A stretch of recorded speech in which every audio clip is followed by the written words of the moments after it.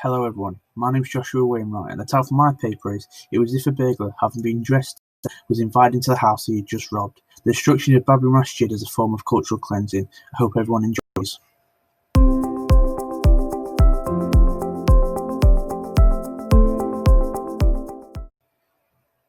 The title for my paper uses the quotation from a recent article by Samant Subramanian in The Guardian to describe the decision of the Indian Supreme Court to give the religious site of Ayodhya, significant to both Hindus and Muslims, to the Hindu community.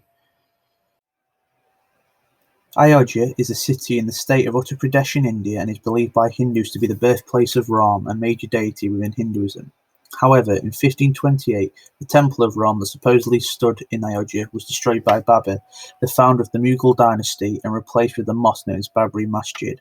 The Babri Masjid stood in Ayodhya until the 6th of December in 1992, when more than 200,000 followers assembled in Ayodhya for a Hindu-nationalist rally, during which the mob attacked and destroyed it. The destruction of the Babri Masjid caused nationwide rioting within India, with the 1,700 deaths in Bombay alone, and as well, police participation within these riots is well documented. However, between 1950 and 1984, the issue of Ayodhya was far from the mainstream.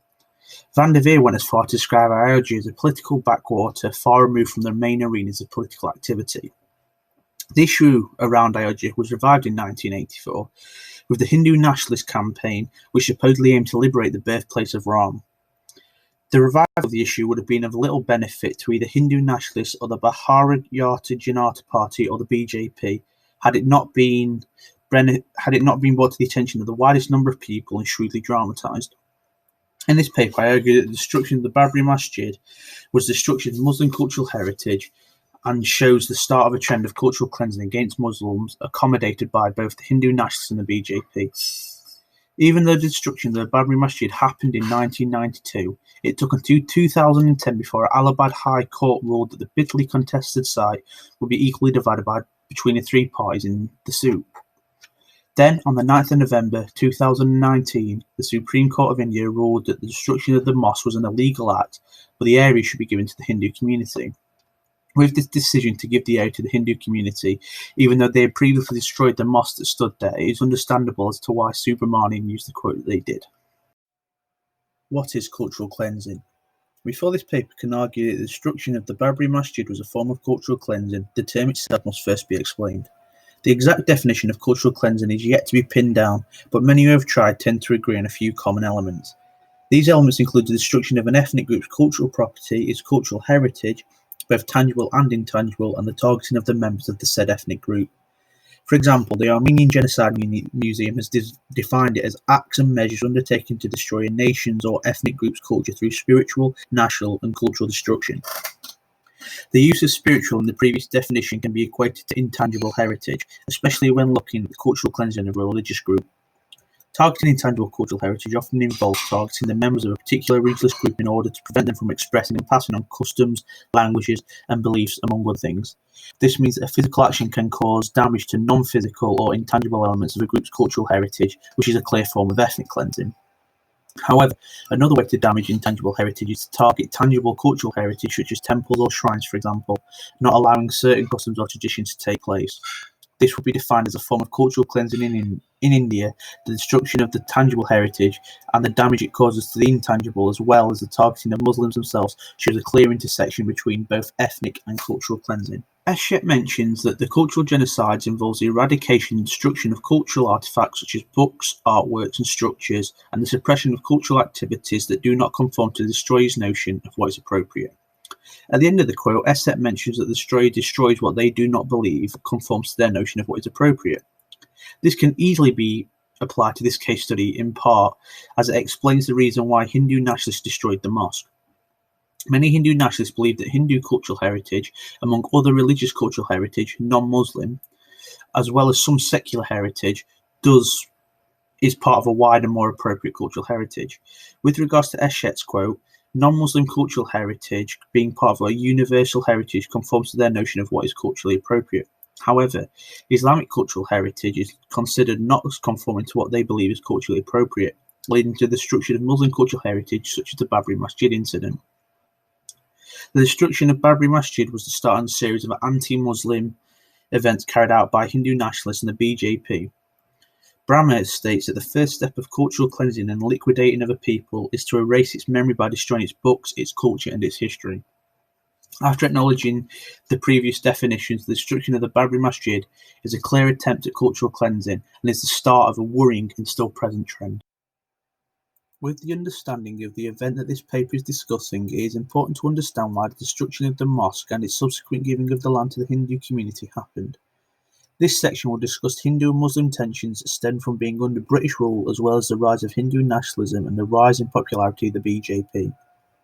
India has practically been a secular state with a constitution which promises equality to all since its independence from Britain and its partition with Pakistan in 1947. However, following independence, even though freedoms of political or religious nature were granted, special efforts to help non-Hindu religious minorities were assiduously avoided. Despite these freedoms, in the last 30 to 40 years, this secularism has come under more serious threat with the rise of Hindu nationalism since the 1980s, and then the subsequent destruction of the Babri Masjid in 1992. This in turn has led to the rise in popularity of the BJP, which is a political party founded on the idea of Hindutva or Hinduness, and is the predominant form of Hindu nationalism within India. Hindutva or Hinduness is defined in the following way. It is an ideology rooted in the belief that Hindus are united around a common culture which forms the basis for the Indian nation. The term Hindutva has become synonymous with Indianness, or in fact, Hindu universalism. This ideal became the base of the BJP and intertwined with their manifesto, with Shani saying that after the BJP began to attain popularity and political success, this popularity was in fact so widespread that in 1996 it was the largest party within the Indian Parliament. Then in 2014 it won the landslide victory and is now the ruling party in Parliament with the largest representation in the national parliament of any party. However, the BJP have been pursuing policies that many have considered anti-Muslim. In fact, the recent Citizenship Amendment Act of 2019 has been condemned as fundamentally discriminatory and a dangerous turn in the wrong direction by the UN. However, the UN have put no sanctions in place. Unfortunately, the destruction of the Babri Masjid was not the only act of discrimination enacted against Muslims by the BJP and Hindu nationalists. Another example was the Gujarat genocide in 2002, also known as the Gujarat riots, which saw the targeting of Muslims and their property by both Hindu nationalists and the police. In addition, there was the Gumti incident, which involved the changing of a number of public Muslim shrines into Hindu shrines in Gumti. This has led many to label India not as a secular state, but as a state in which religion is all too entwined with politics. This paper will argue that these policies and events carried out by the BJP and the Hindu nationalists against Muslims are a form of cultural cleansing. In addition, this paper will also argue that democracy in India has led to what Mann has coined as majoritarianism, especially in the 1980s onwards. Mann explains that democracy can be seen not only as in the traditional sense as a people power, but as a power of a particular ethnic group. Simply put, the concept of majoritarianism is that having a democratic government can lead to one particular party or ethnic group gaining majority if they pander to the majority of voters. The rise of Hindu nationalism and majoritarianism shown within the BJP's rise to power within India has meant that Muslim cultural heritage has come under serious threat of damage or destruction. In cases such as this, when a particular ethnic group forms the majority, they can, as Mann says, rule democratically but also tyrannically, which is the path the BJP are taking according to many. This means that a particular ethnic group can perform cultural cleansing like what is happening in India. This paper will argue this by first examining the independence of India in 1947 and how the legacy of colonialism can be seen to have doomed India to a future majoritarianism and intercommunal religious conflict, particularly since the 1980s. That is not to say that these aspects were not present within Indian society and politics in 1947 and even before that, but the 1980s definitely saw a rise in them. Furthermore, this paper will then look at how the BJP and Hindu nationalists have used this majoritarianism in order to pursue policies that many consider anti-Muslim. This majoritarianism also means that the BJP are governing to the majority that got them elected and not the wider consensus beyond that, which has led to their cultural cleansing of tangible Muslim heritage. This destruction of tangible heritage, such as the Babri Masjid, also damages the intangible heritage. But in order to cement this damage of the intangible, the BJP have introduced numerous legal acts, such as the CAA mentioned previously. From their point of view, Muslim cultural heritage is not classed as cultural heritage worth saving, while Hindu cultural heritage and other religious cultural heritage is. This also means that the BJP can start cultural cleansing as destruction of Muslim heritage, both tangible and intangible, is not regarded as destruction of universal cultural heritage. Simply put, the BJP are using majoritarianism in order to destroy Muslim cultural heritage, such as the Babri Masjid, which is in turn a form of cultural cleansing. After its independence from Britain and its partition with Pakistan, India inherited some unfortunate hangovers from the colonial period, both social and political. Firstly, if we take a look at the social aspects, a major example would be that intercommunal tensions between Muslims and Hindus were exacerbated under the British Raj. Under British rule, there was an apparent favouring of Muslims, as Godmark mentions that there were reservations by the colonial state for government jobs and other forms of representations for Muslims. Back then, as now, Hindu is the largest religion within India, and the colonial government's apparent favouritism of the Muslim minority bred resentment amongst some Hindus. This is not to say that all Hindus hated Muslims and vice versa, as according to Gould, large swathes of Indian Muslim and Hindu populations lived comfortably side by side with their co-religionists. However, resentment and tension between the religions was part of the Indian society post-independence. In fact, Hassan mentioned that Muslims became increasingly depicted as aggressive fundamentalists and demonized as descendants of depraved and tyrannical medieval rulers who demolished temples and forcibly converted Hindus to Islam.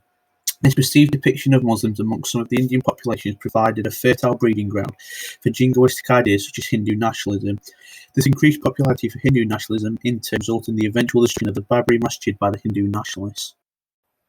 In addition, it was not just legacies from previous colonial governments, but India's partition with Pakistan that was also a big factor that helped to encourage Hindu-Muslim tensions.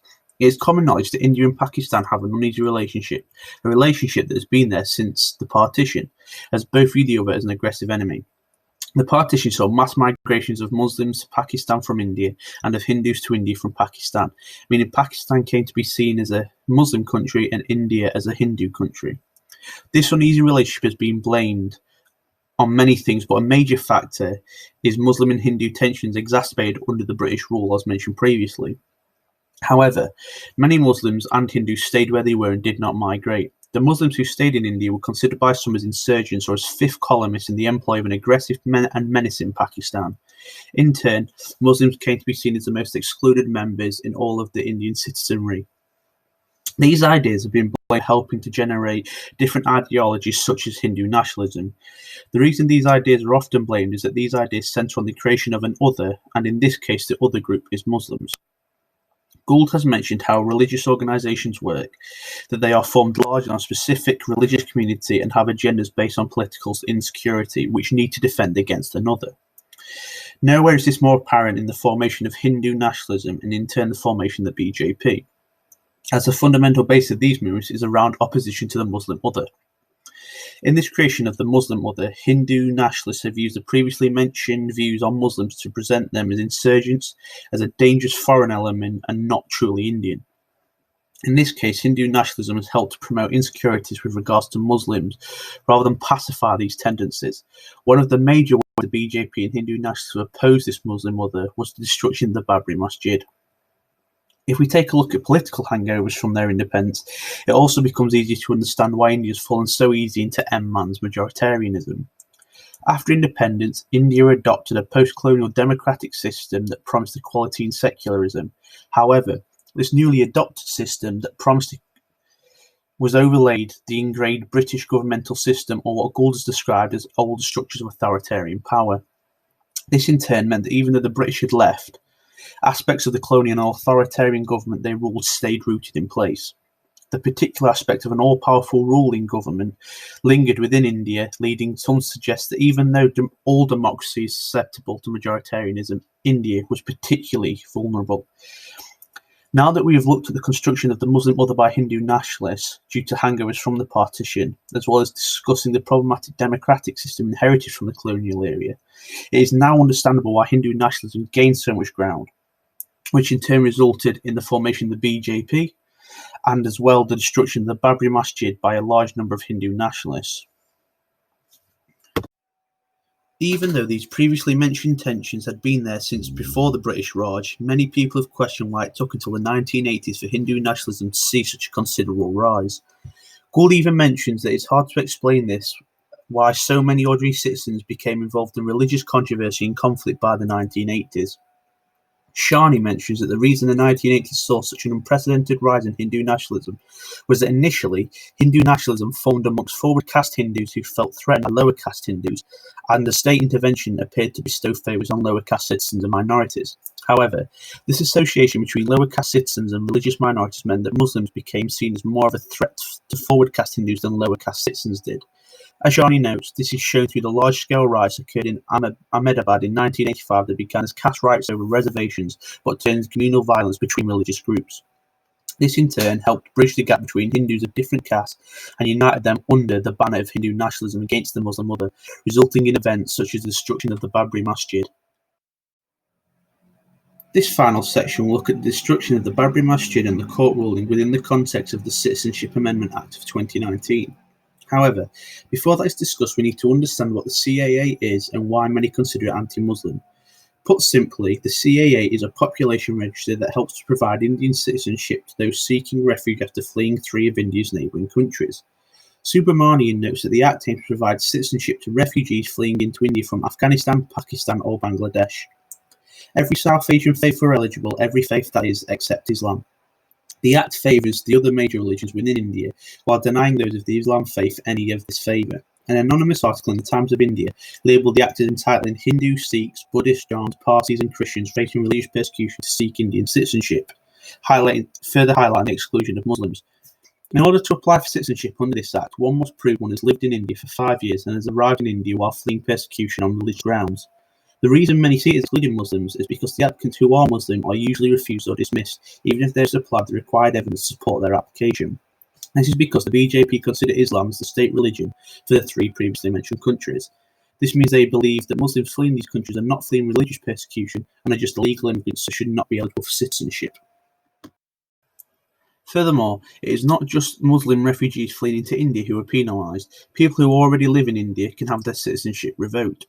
To have one's citizenship revoked, one must be proven to be a devoter or a doubtful citizen, but anyone can lodge an objection against anyone for being on the citizenship register.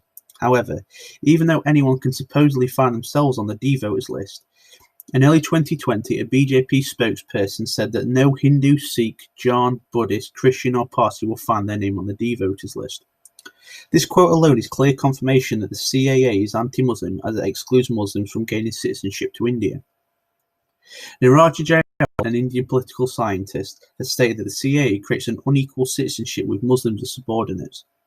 Jayal then goes on to say that this act results in a graded citizenship, a citizenship with hierarchies. You do not need genocide, you do not need ethnic cleansing, this does the job well enough. This shows the CAA is supporting and continuing the cultural cleansing that started with the destruction of the Babri Masjid.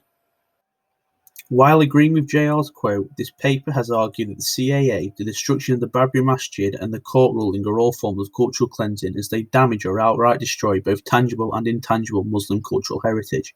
In conclusion, Hindu nationalists and the BJP have been performing cultural cleansing against Muslims within India since the destruction of the Babri Masjid in 1992. There are other examples, such as the Gujarat genocide in 2002 and the Gumti incident as mentioned previously, but the length of this paper is too limited to discuss them in depth. These events, along with the events discussed within the paper, are all clear examples of cultural cleansing as defined earlier. In addition, the rise of Hindu nationalism and the BJP, along with majoritarianism within the Indian government, have allowed and caused this cultural cleansing to happen. The implications for heritage practitioners are huge as it raises questions about the protection of cultural heritage around the world that is under threat. Questions around the repercussions for those who destroy cultural heritage, especially if the governmental power is facilitating said destruction, are also raised. For example, what classes as cultural heritage, as many people have different ideas. As shown throughout the paper, the destruction of Muslim cultural heritage was facilitated by the BJP as they did not regard it as cultural heritage that was worth preserving. So how are these sorts of actions followed up or addressed? Thank you for listening, and I hope you enjoyed.